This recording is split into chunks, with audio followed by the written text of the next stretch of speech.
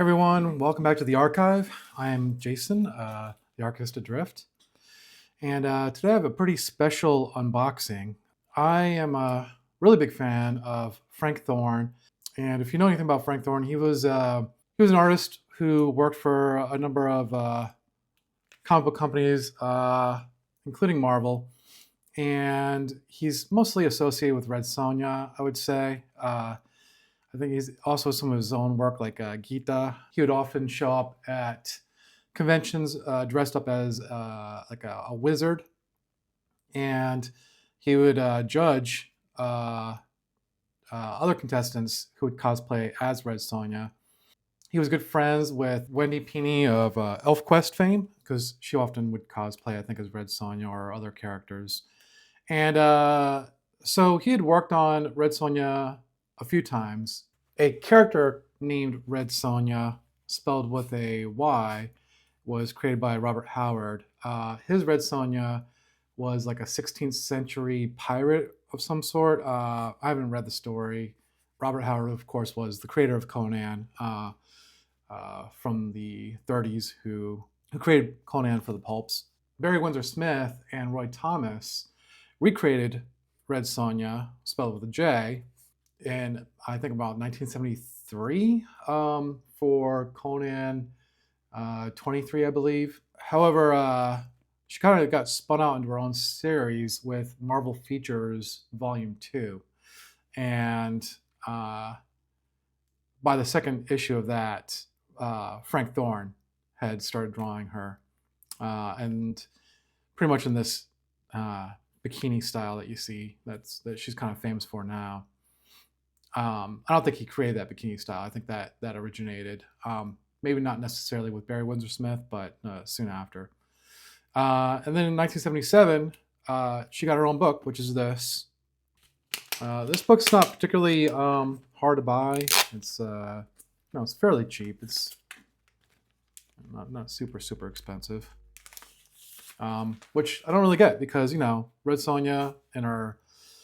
Obviously not her first appearance or even her first ongoing comic series. If you consider Marvel Features a comic series, that's her own book. But this is her first own real book. I think this only ran for about 15 issues, and Frank Thorne, I believe, drew the first 11, and it's just gorgeous. The story's pretty simple.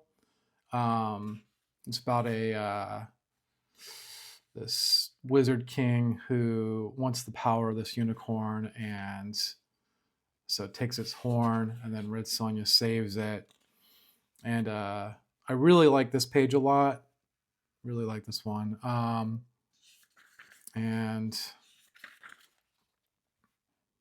this is also a very gorgeous page right here. Comic Kayfabe actually they walked through this book and looked at a lot of the art in it. As Red Sonja shows up, protective, that's beautiful storytelling right here, man. Just like that hand on that muzzle says everything about the stakes at play here. Good looking page layout. So good, man. The ink style, the organic flow of it. This is not Marvel House style. It makes sense that you talk about him drawing comics back to the 40s because he has that sort of confidence in the inks. Those lines look like he's just putting them down. Confidence in the inks and impeccable visual storytelling, man. Once again, and the colors, so much cool colors, but you let the red of her hair just pop. There are several montage moments of her with the horse, and look at that little extra growth. It's starting to happen. The bad guys, they got hold of the horn, so we figure out that eternal life is within the powers of the unicorn horn. So anyhow, that brings me into this package that I received today, and let's open it up.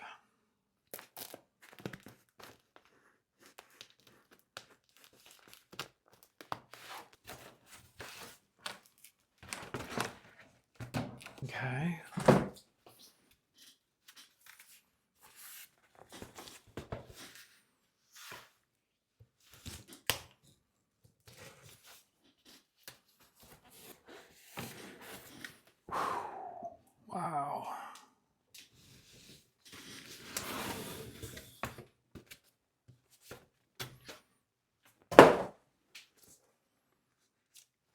There it is.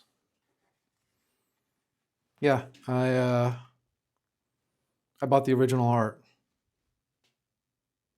This is the first original art I've ever purchased, and man, it is spectacular. It actually looks better than I thought it would. Uh, you can see where the ink goes over the pencils. There's little stains down here, but that's okay. Wow. I think I can even almost make out some of the penciling underneath the inks. Yeah, I think I can. Let me see real fast here.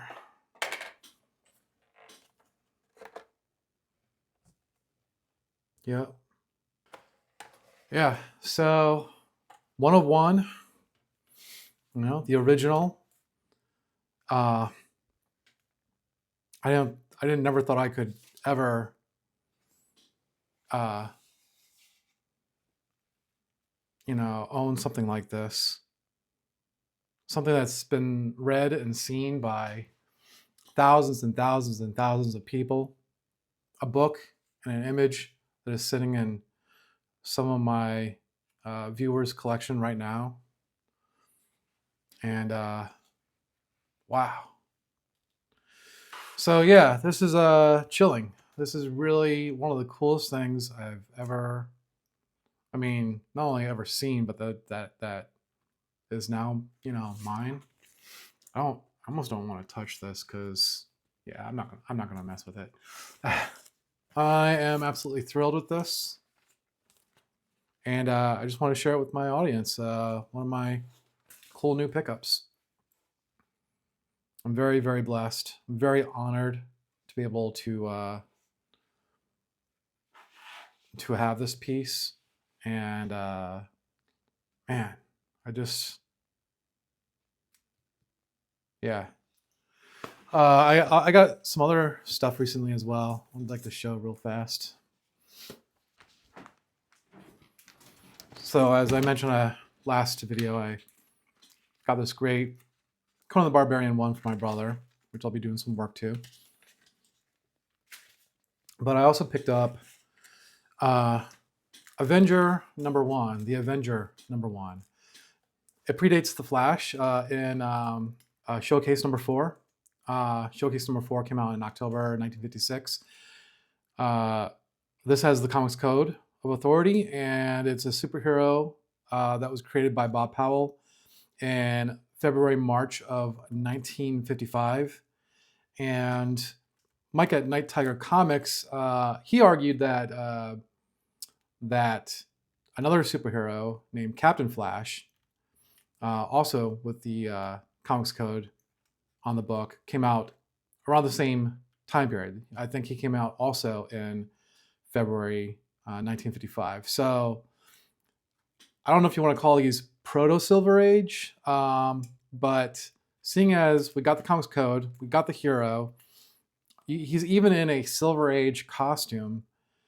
I'm going to say, move aside, Flash. This is the first Silver Age superhero.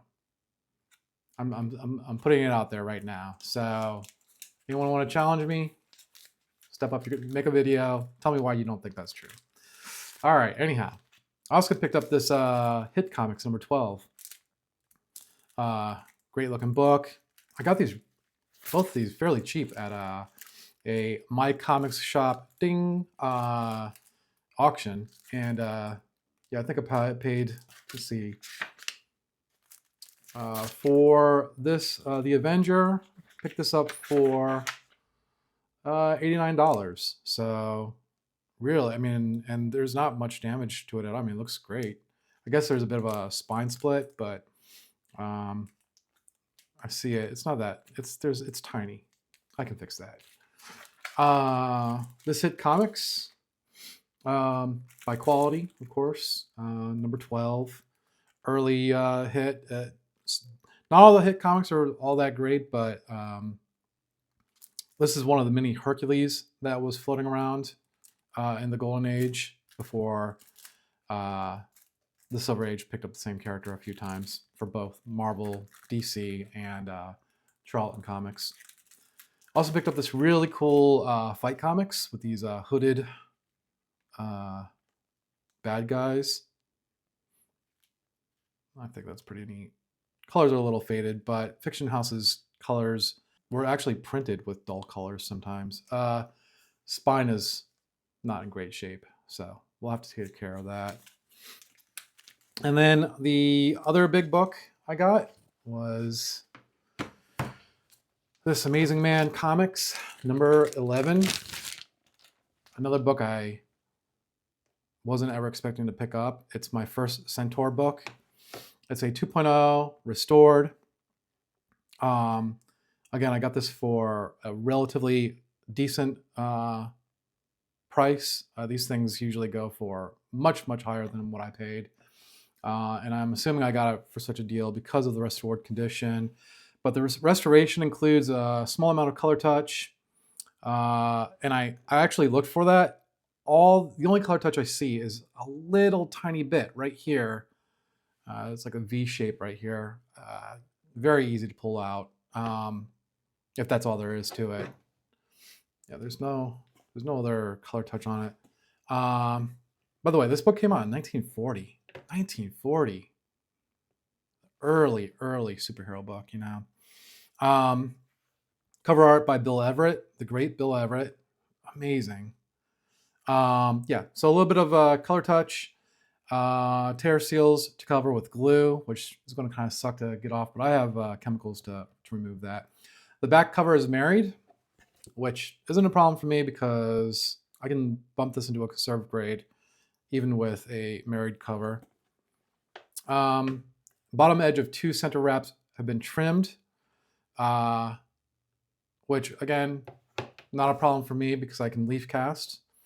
And a moderate amount of tape and archival tape. Yeah, that's going to suck. So moderate is a scary word for me because I've seen what a little bit of tape means to some of these grading companies. But this is CBCS, so maybe when they say moderate, they mean moderate. Anyhow, that's all I wanted to share today. And yeah, some big stuff here. Really happy to have these in my collection. And thank you for watching. All right, well, I'll show the let me show you this original artwork one more time because man, it's just so cool.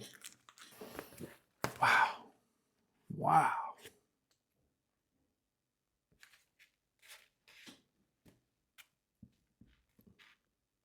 Very cool.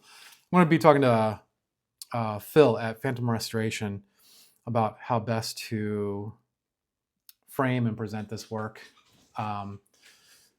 Phil is a great art collector himself, and again, this is my first piece, so I'm going to ask him for a little bit of advice.